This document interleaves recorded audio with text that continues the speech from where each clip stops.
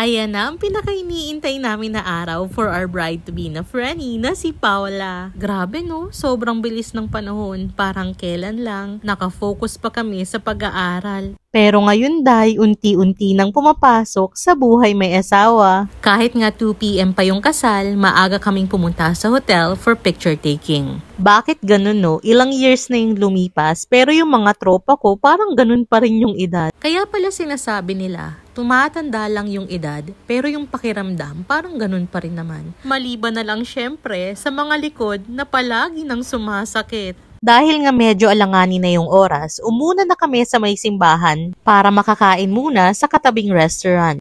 In fairness ha, ang sarap ng kape at mga pagkain nila dito. Kaso hindi na namin gaanong na-enjoy kasi nag-chat na yung coordinator. Magsisimula na raw yung kasal. Naku, on time pala dito. Lagot tayo. Ayan nga at naglakad na rin si Paula sa aisle. Hindi ko maitsurahan kung natutuwa ito ano. Ganyan siguro talaga ang pakiramdam kapag kinakasal. Mabilis lang yung misa at konti lang din yung mga bisita. Parang kamag-anak at mga kaibigan lang talaga nilang dalawa.